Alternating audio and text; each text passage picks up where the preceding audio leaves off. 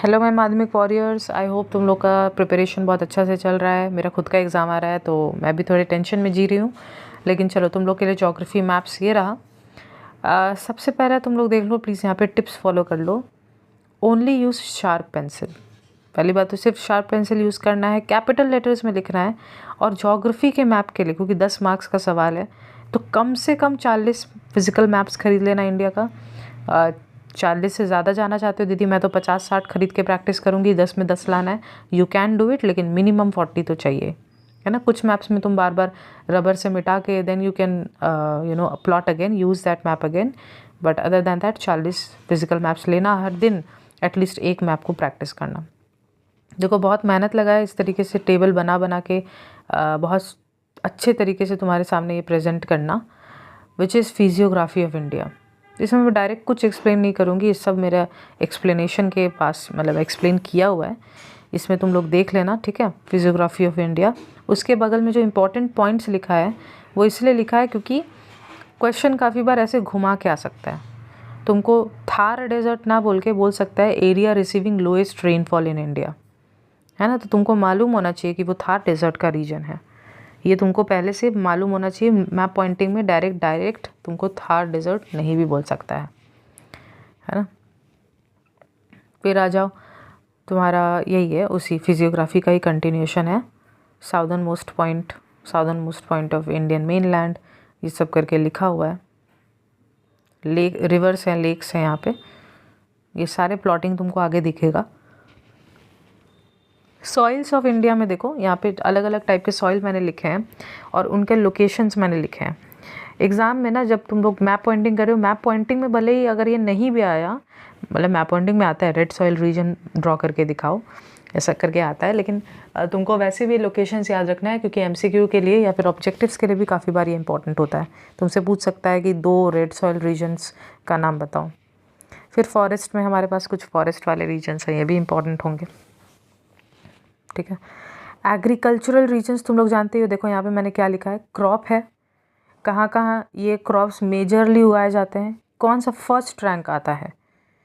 अगर तुम यहाँ पे देखोगे, एक है राइस, तो राइस में याद रखना, अगर तुम टोटल प्रोडक्शन का बात करो तो टोटल प्रोडक्शन में वेस्ट बंगाल सबसे आगे है राइस में, है ना। लेकिन अगर तुम पर हेक्टेयर यानी ज़मीन, पर स्क्वायर मीटर ज़मीन ऐसे करके देखोगे तो उसमें पंजाब सबसे ज़्यादा है। दीदी ये समझ में नहीं आया, इसको समझने के लिए जस्ट तुम लोग जानते ही हो कि पंजाब तो बहुत छोटा सा एक स्टेट है, वेस्ट बंगाल उसके मुकाबले एक बड़ा स्टेट है। तो अगर तुम ऐसा समझो कि पंजाब वेस्ट बंगाल का आधा साइज़ का होते हुए भी, पंजाब लिटरली वेस्ट बंगाल के आधा साइज़ का है, लेकिन वेस्ट बंगाल के आधा साइज़ का होते हुए भी वो वेस्ट बंगाल जितना प्रोड्यूस कर रहा है अगर, तो फिर तुम क्या बोलोगे कि भैया पंजाब इस हिसाब से तो वेस्ट बंगाल से भी आ गया। भाई कोई स्टेट है जो वेस्ट बंगाल का भी आधा साइज़ के होने के बावजूद भी वेस्ट बंगाल को अच्छा टक्कर दे रहा है, तो तुम क्या बोलोगे कि अरे यार ये स्टेट तो बहुत अच्छा है। उसी तरीके से अगर तुम टोटल वॉल्यूम के हिसाब से देखो तो वेस्ट बंगाल आ गया, लेकिन अगर पर हेक्टेयर के हिसाब से देखो कि इस छोटे ज़मीन पे भी ज़्यादा मात्रा में कौन प्रोड्यूस कर रहा है, तो इसमें पंजाब बहुत आगे। ये बहुत इंपॉर्टेंट है क्योंकि ये आया हुआ क्वेश्चन भी है, ठीक है। फिर एक जिसको हम लोग बुलाते हैं राइस बोल ऑफ इंडिया, यानी इंडिया का चावल का कटोरा, तो दैट इज़ आंध्र प्रदेश। और जो मैंने यहाँ लिखा है दैट इज़ द ICAR, जो कि है Indian council of agricultural research, ठीक है। इसका headquarter, Indian council of agricultural research, ये मेन डिपार्टमेंट है जिसका एग्रीकल्चर से रिलेटेड काम रहता है, ठीक है। और इसके अलग अलग हेडक्वार्टर्स हैं और इनके हेडक्वार्टर्स को मैंने यहाँ पे मेंशन किया। अच्छा ये देखना, कॉफ़ी का अगर तुम पूछोगे तो कॉफ़ी का तुम लोग पढ़े और मैंने पढ़ाया भी है चिकमागलूर, लेकिन चिकमागलूर ना वो एक लोकेशन का नाम नहीं है। चिकमागलूर कर्नाटका के अंदर एक बोल सकते हो डिस्ट्रिक्ट का नाम है।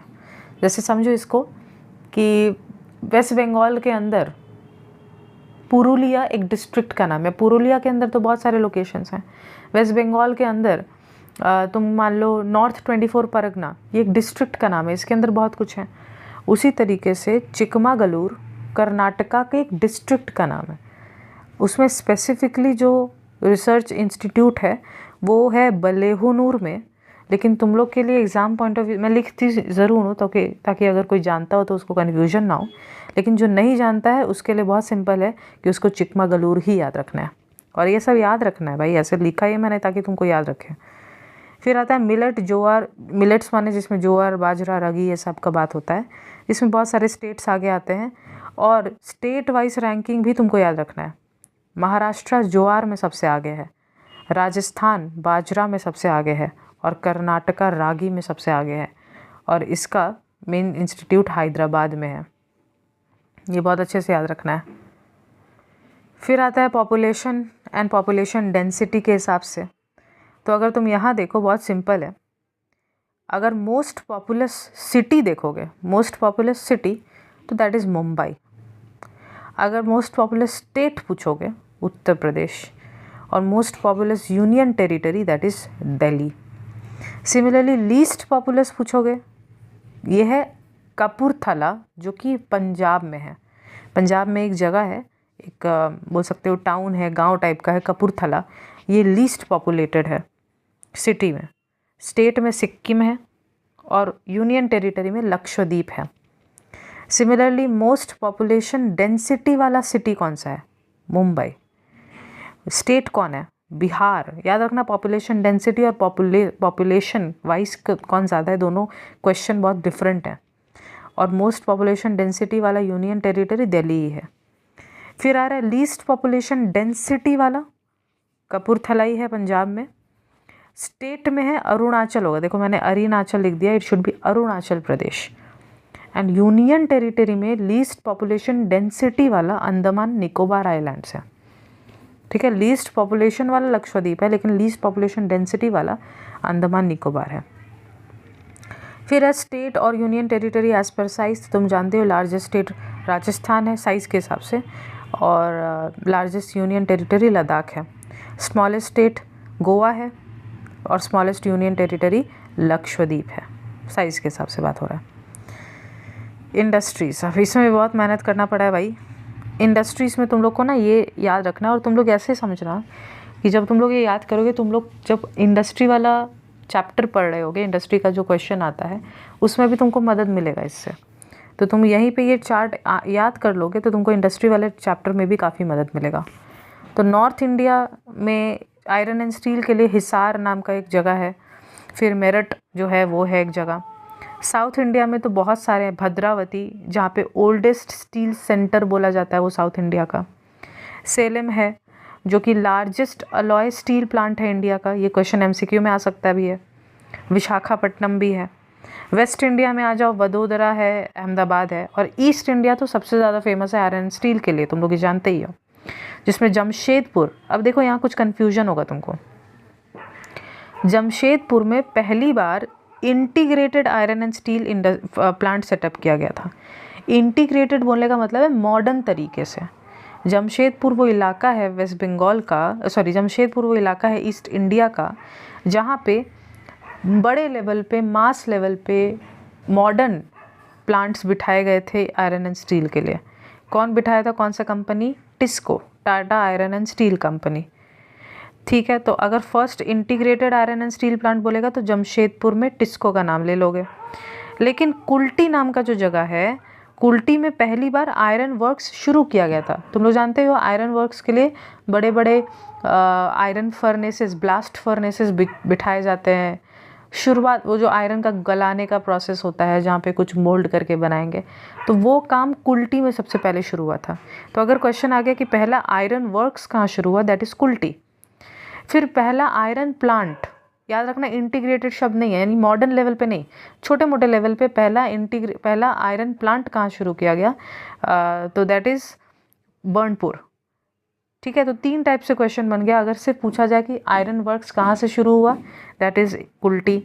अगर फिर पूछा जाए कि पहला प्लांट कहाँ सेटअप हुआ था, दैट इज़ बर्नपुर। और अगर पूछा जाए पहला integrated iron and steel plant, बड़े लेवल पे आयरन स्टील सब मैन्युफैक्चरिंग हो रहा है, दैट इज़ जमशेदपुर। ठीक है, और कुल्टी और बर्नपुर में जो किया था उस कंपनी का नाम है इसको, Indian iron and steel company. TISCO और इसको अलग याद रखना। जमशेदपुर में जो किया वो है टिस्को, और बर्नपुर और कुल्टी में जो शुरुआत किया उसका नाम है इसको। दुर्गापुर क्या है? रूर ऑफ इंडिया, जानते ही हो। ये सब डायरेक्ट ऐसे आ सकता है कि रूर ऑफ इंडिया प्लॉट करो, तुमको मालूम होना चाहिए कि वो दुर्गापुर को कहते हैं। सेंट्रल बैंक बोल रही, सेंट्रल इंडिया जो है वो है भिलाई। सेंट्रल इंडिया में जो सबसे बड़ा आयरन एंड स्टील प्लांट है, इनफैक्ट सबसे बड़ा आयरन एंड स्टील प्लांट ऐसे भी अगर पूछ लिया जाए MCQ में, दैट शुड बी भिलाई। तो प्लॉटिंग करते वक्त भी हो सकता है तुमको भिलाई नाम ना देके बस ऐसे बोल दिया जाए सबसे बड़ा iron and steel plant, you should know that. फिर तुम लोग जानते हो SAIL, steel authority of India limited. तो ये वो सरकारी बॉडी है जो कि बहुत सारे और भी छोटे छोटे सरकारी स्टील इंडस्ट्रीज़ को कंट्रोल करता है। तो ये सरकारी बॉडी है जिसके अंदर बहुत सारे और छोटे छोटे स्टील इंडस्ट्रीज़ हैं, खास करके दुर्गापुर, बोकारो, ये सब रीजन्स के। फिर आ रहा है पेट्रोकेमिकल। तो पेट्रोकेमिकल में भी डायरेक्ट नाम यहाँ पे लिखा हुआ है, प्लीज़ तुम लोग इसको नोट डाउन करना, ठीक है। जामनगर याद रखना, जामनगर लार्जेस्ट पेट्रोकेमिकल इंडस्ट्री का सेंटर है Jamnagar. Cotton textile also you know very clearly, Ahmedabad Manchester of India कहलाता है। फिर Coimbatore Manchester of south India कहलाता है। ये सब डायरेक्टली ऐसे भी सवाल आ सकते हैं, डायरेक्टली कोयम्बटूर ना देकर बोला जाएगा Manchester of south India, should know this. Automobile के भी लोकेशंस तुम लोग देखो, गुरुग्राम, चेन्नई, पुणे। हालांकि तुम लोग ये देखोगे कि मैंने टेबल में बहुत सारे नाम लिखे हैं, लेकिन प्लॉटिंग में मैंने बहुत सारे नाम नहीं दिखाए हैं। क्यों नहीं दिखाए? क्योंकि प्लॉटिंग में उतनी ज़रूरत नहीं है। प्लॉटिंग में मैंने जितना दिखाया उतना ही करोगे, तुमको एक दो ज़्यादा करने का मैंने तुम करो, कोई रुकावट नहीं है। लेकिन मैंने फिर भी टेबल में ज़्यादा नाम लिखे हैं सो दैट अगर MCQ करके भी अलग से आ जाए you will be able to answer. Diesel locomotive, तो डीजल लोकोमोटिव यानी रेलवे पार्ट्स जो होते हैं, रेलवे इंजन्स, ये सब जो बनते हैं। सो इसमें सबसे ज़्यादा इंपॉर्टेंट नाम है चित्तरंजन लोकोमोटिव वर्क्स, ये कंपनी का नाम है, CLW। चित्तरंजन एक जगह का नाम भी है। उस जगह पे एक, मतलब चित्तरंजन नाम के जगह पर एक CLW नाम के कंपनी रेलवे के पार्ट्स वगैरह, लोकोमोटिव पार्ट्स वो सब बनाता है। शिप बिल्डिंग, ये भी बहुत इंपॉर्टेंट है। शिप बिल्डिंग में तुमको खास करके विशाखापट्टनम वगैरह बहुत याद रखना है। नॉर्थ इंडिया तो बिकॉज आसपास पानी वानी है नहीं, तो नॉर्थ इंडिया में तुमको बहुत ज़्यादा शिप बिल्डिंग लोकेशंस नहीं दिखेंगे। एयरक्राफ्ट में आ जाओ, तो एयरक्राफ्ट में तुमको प्लीज़ ये सब हल्के में मत लेना, यहाँ से मैप पॉइंटिंग आता है, ठीक है, तो ध्यान से। फिर IT इंडस्ट्रीज़ में देख लो। IT इंडस्ट्रीज़ में तुम लोग जानते हो, उसमें ईस्ट इंडिया में खास करके वेस्ट बंगाल का बात करूँ तो सॉल्ट लेक सेक्टर 5 ये बहुत इंपॉर्टेंट है IT इंडस्ट्रीज़ का जब बात हो रहा है तो, है ना। और बेंगलुरु तो है ही इंपॉर्टेंट, अगर साउथ इंडिया को देखोगे, सिलिकॉन वैली कह रहे हैं उसको। फिर रेलवेज़ एंड जोन हेडक्वार्टर, तो रेलवे जोन हेडक्वार्टर, अच्छा ये वाला ज़रा सुनो। रेलवे जोन्स बेसिकली इंडिया में ओवरऑल 19 रेलवे जोन्स हैं। बेसिकली इन रेलवे जोन्स का काम होता है कि जितने भी ट्रेन रिलेटेड डिसीजंस होते हैं, फॉर एग्जांपल इस ट्रेन को इतने बजे यहाँ से छोड़ना है, या ये ट्रेन इस ट्रैक पे खड़ा है तो दूसरा ट्रेन इस पे नहीं आना चाहिए, इससे जो डिसीजन मेकिंग्स होते हैं ये बड़े बड़े जोन्स पे होते हैं। और भी कई सारे फंक्शंस होते हैं इनके। तो ये रेलवे जोन्स में तुम लोग को याद रखना है। अगर एग्ज़ाम में आ जाए कि नॉर्दर्न रेलवे जोन बनाओ, तो नॉर्दर्न रेलवे जोन दिल्ली में है, उसका हेडक्वार्टर दिल्ली में है। वेस्टर्न रेलवे जोन का हेडक्वार्टर मुंबई में है। ईस्टर्न रेलवे जोन का हेडक्वार्टर कोलकाता में है। साउदर्न रेलवे जोन का हेडक्वार्टर चेन्नई में है ना। ये सारे मेगा सिटीज़ भी कहलाते हैं, यहीं पे है। और साउथ ईस्टर्न आ जाए, याद रखना, साउथ ईस्टर्न में गार्डन रीच कोलकाता में। यस, ईस्टर्न में भी कोलकाता है और साउथ ईस्टर्न में कोलकाता में एक स्पेसिफिक लोकेशन है गार्डन रीच, वो है, ठीक है। फिर पोर्ट्स में आ जाओ, तो नॉर्थ इंडिया में तो तुमको पोर्ट्स देखने को मिलेगा नहीं, लेकिन साउथ इंडिया में पोर्ट्स भरे हुए हैं, ये तुम लोग को याद रखना है। अगर कांडला पोर्ट आ जाए, दीन दयाल पोर्ट भी उसको बोलते हैं। अगर एग्ज़ाम में आ जाए duty free port, duty free यानी कि यहाँ पे टैक्स नहीं लेते हैं, बट इन रियलिटी ऐसा नहीं है कि यहाँ टैक्स नहीं लिया जाता है, वो कहानी थोड़ा अलग है कि क्यों इसको ड्यूटी फ्री बोल रहे हैं। हालांकि ये नाम अपने आप में बहुत करेक्ट नहीं है, बट इसी से रिलेटेड क्वेश्चन आता है, इसलिए इसको मैंने ये ऐसे रखने दिया। तो अगर आ जाए कि कांडला या दीन दयाल पोर्ट तो याद रखना है, या फिर आ जाए ड्यूटी फ्री पोर्ट तो तुमको ड्रॉ करना आना चाहिए, वेस्ट इंडिया में लोकेटेड है। जवाहरलाल नेहरू पोर्ट या नवसेवा, अगर आ जाए कि इंडिया का हाई टेक पोर्ट, क्योंकि यहाँ पे बड़े भयंकर लेवल पे मैकेनाइज चीज़ें हैं, मतलब मशीन का काफ़ी यूज़ किया जाता है ट्रेड करने के लिए। पोर्ट्स पे क्या होता है, शिप्स में भर भर के दूसरे देश से सामान इंपोर्ट किए जाते हैं, दूसरे देश को सामान बेचे जाते हैं, यही सब काम होता है। ईस्ट इंडिया में आ जाओ तो कोलकाता जो है ये, और या हल्दिया ले लो, दोनों ही हुगली रिवर पे सिचुएटेड हैं, दोनों ही रिवराइन पोर्ट हैं। यानी आम तौर पे पोर्ट्स जो होते हैं वो ओशंस या कोस्ट लाइन के पास होते हैं, लेकिन हल्दिया या कोलकाता पोर्ट जो है ये रिवराइन पोर्ट है, क्योंकि ये हुगली रिवर के ऊपर सिचुएटेड है। फिर इंटरनेशनल एयरपोर्ट्स के तुमको कुछ नाम याद रखना है बहुत क्लियरली। तो इंदिरा गांधी इंटरनेशनल एयरपोर्ट कहाँ पे है, न्यू दिल्ली में है। साउथ इंडिया में चले जाओ तो तुम्हारा राजीव गांधी इंटरनेशनल एयरपोर्ट है, चेन्नई में है। ये लोकेशंस बहुत इंपॉर्टेंट है, ठीक है। Sorry, Rajiv Gandhi international airport तुम्हारा हैदराबाद में है, चेन्नई इंटरनेशनल एयरपोर्ट है, नाम में ही चेन्नई है, you understand that. Chhatrapati Shivaji Maharaj international airport Mumbai में है। अच्छा, ये याद रखना, अगर आ जाए बिजिएस्ट पोर्ट, तो busiest port Indira Gandhi national airport ही है, इंटरनेशनल एयरपोर्ट दिल्ली वाला। और सेकेंड बिजिएस्ट में आता है तुम्हारा छत्रपति शिवाजी महाराज इंटरनेशनल एयरपोर्ट मुंबई वाला, और नेताजी सुभाष चंद्र बोस इंटरनेशनल एयरपोर्ट तो कोलकाता में है। और यहाँ पे मैंने कुछ लिख दिया है। अच्छा, बहुत सारे लोग इसमें कंफ्यूज हो जाते हैं कि दीदी ICAR Indian council of agricultural research और IARI Indian agricultural research institute दोनों अलग अलग है कि सेम है। अगर एग्ज़ाम में आ जाए ICAR का लोकेशन मार्क करो तो क्या करेंगे, IARI का करो तो क्या करेंगे, दोनों में ही तो एग्रीकल्चरल है। याद रखना, ICAR मेन बॉडी है, मेन ऑर्गेनाइजेशन है, मेन इंस्टीट्यूशन है, उसके ही बहुत सारे डिपार्टमेंट्स हैं, जिसमें से एक है इंडियन एग्रीकल्चरल रिसर्च इंस्टीट्यूट। तो ये ICAR का ही सब्सिडियरी है, उसी का एक छोटा सा भाई है। तो दोनों का हेडक्वार्टर न्यू दिल्ली में है, लेकिन उसका छोटा वाला जो भाई है उसका डिपार्टमेंट न्यू दिल्ली में एक जगह है पूसा, PUSA, वहाँ पे है।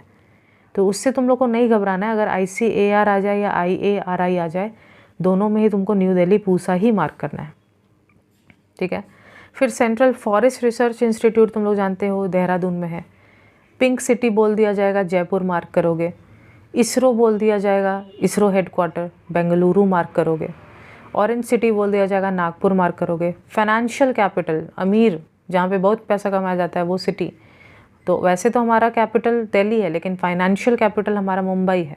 फिर पूछा जा रहा है गेटवे ऑफ इंडिया। अच्छा, मेरे यहाँ पे रॉन्ग लिखा है, पता नहीं क्या मैंने हड़बड़ी में लिख दिया है। Gateway of India of course it should be Mumbai, तो मुंबई है गेटवे ऑफ इंडिया। मैं करेक्ट कर दूँगी ये वीडियो के बाद, तो gateway of India please Mumbai correct कर लेना, ठीक है।